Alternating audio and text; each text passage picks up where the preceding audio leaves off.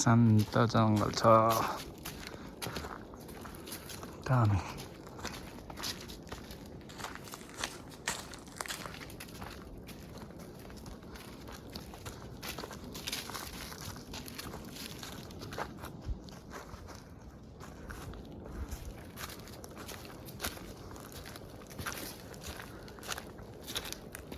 गाउँ देखिन थाल्यो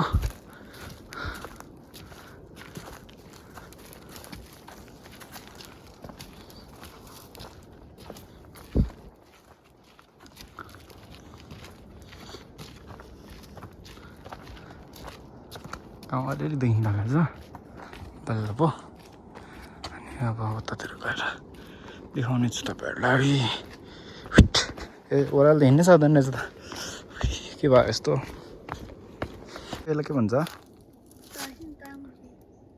चुथा अरे अबे के होला त यो चुता थाहा अरे चबा तपाईँलाई न यो खान मिल्दैन खान मिल्ने खालको भन्नु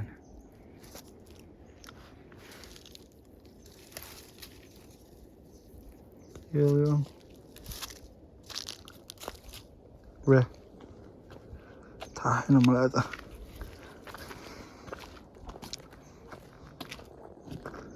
यतिको डाँडा देखिन्छ है हाम्रो त्यो माथि पुग्नु लाग्यो अलिकति गाह्रै छ गाह्रो मलाई चाहिँ जाने मन छ त्यहाँबाट चाहिँ अरू गाउँहरू चाहिँ सानो सानो देख्छ क्या यहीँसम्म आइपुग्नु कति टाइम लाग्यो अब त्यहाँ पुग्नु त अब त्यति नै टाइम लाग्छ अझै गयो भने चाहिँ जानु मन चाहिँ तर मसँग धेरै समय छैन टाइम छैन पुग्यो भने पुगिहालौँ ल पुगेन भने चाहिँ यत्तिकै फर्किन्छु कति दामी लाग्छ क्या मलाई चाहिँ यसरी हिँड्न चाहिँ अब हामी तथापि गाउँमा आइपुग्यो ठ्याक्कै तथापि गाउँको मतलब चाहिँ के भन्दाखेरि कस्तो ठुलो डाँडा कस्तो तथापि गाउँ कस्तो ठुलो डाँडा भन्ने हुन्छ कि नेपालीमा चाहिँ अनि यो डाँडा पनि त यस्तो छ हेर्नु त कस्तो ठुलो यहाँ बाह्र छ मलाई बच्चामा चाहिँ डर लाग्थ्यो अति भएर डर लाग्थ्यो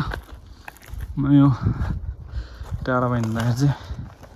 कुना कुना हेरेर च्याप्दै हिँड्थेँ क्या डर लाग्थ्यो मलाई अति नै मेरो सपनाहरू पानी देख्दाखेरि पुरै छेउ कुना कुना हिँडिरहेको देख्थेँ जहिले अति नै ठुलो लाग्छ नि त ऐसेलको बोट प्राय हाम्रो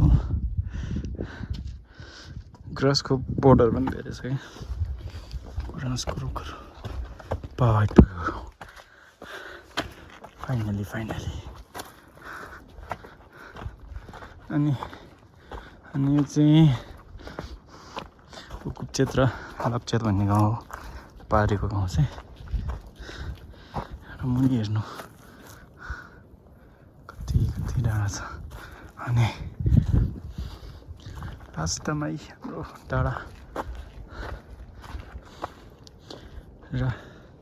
4 घन्टाको हिँडाइपछि हामी ठ्याक्कै मेरो अनएक्सप्लोर्ड गाउँ आइपुग्यो ल हेर्नुहोस्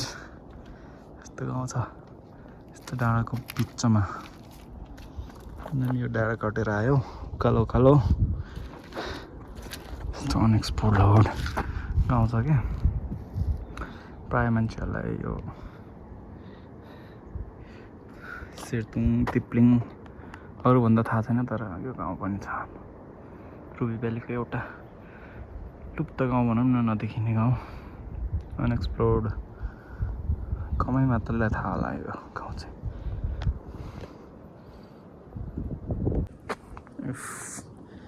अनि म चाहिँ यो गाउँको हो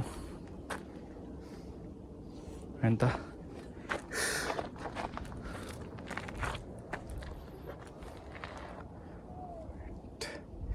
देख्नु पर्यो नि त गाउँमा सही छ नि सही यो हेर्नु ल कतिको गइरहेछ अनुमान लगाउनुहोस्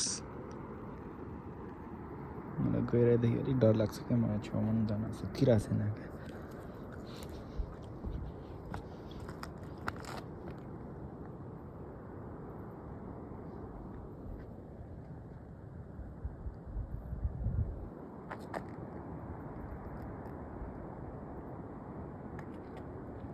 क्या के झराटिरो आन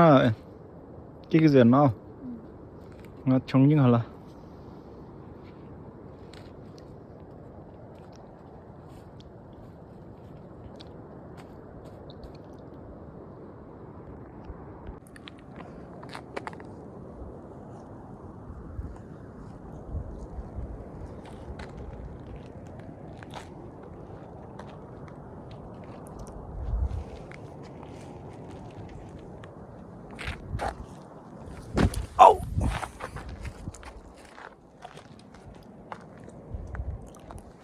एकदम राम्रो छ हाम्रो गाउँ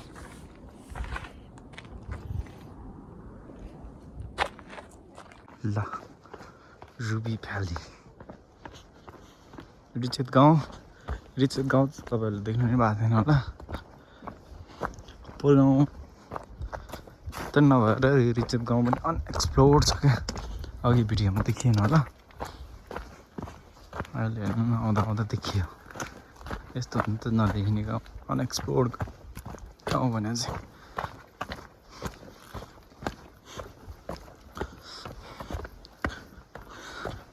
ल हेर्नुहोस् त कति रमाइलो छ व्यवस्थित पनि छ नि त गाउँहरू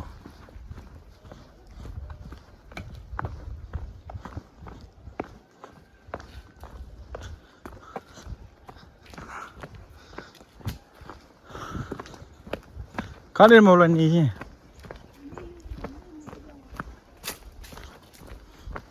त्यो चाहिँ कुकुर देखि डराउनु पारे क्या झुन्डिने आउँछ कुकुर यो रिचेत गुरुङ गाउँ हो अनि त्यो दुइटा चाहिँ तामाङ गाउँ हो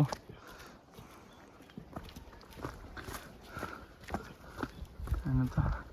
यसलाई के भन्छ निगलो भन्छ निग्लो निग्लो रे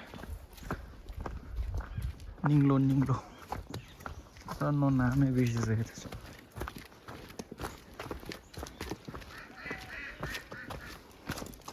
अनि यहाँ भेडाहरू पनि चरिरहेको रहेछ ठ्याक्क हामी 1 बज्यो गाउँ आइपुग्दा ठ्याक्क 1 बज्यो है यता 8 बजीतिर हिँड्यो भने 9, 10, 11, 5 घन्टा लाग्यो है गाउँ आइपुग्नु बतासे डाँडाबाट गाउँ आइपुग्न यत्तिकै नबिसाइकन हिँडेर हो त्यस्तो भएको यस्तो पुल पनि त बनाएर रहेछ नि त त्यो पुल कहाँमा हिँड्नु रहेछ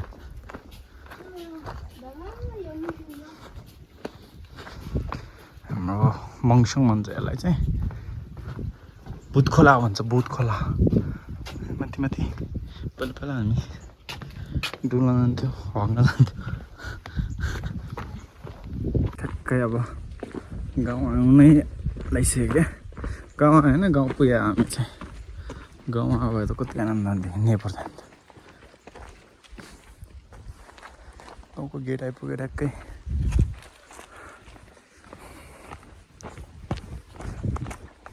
मलाई भन्दा पनि खुल्ला आकाशलाई हेर्नु कति राम्रो देख्छ है मलाई नहेर्नुहोस्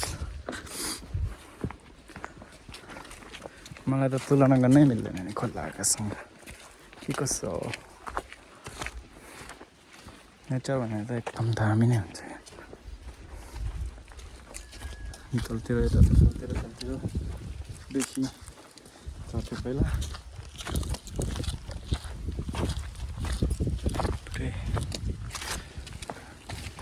भैँसी चराउन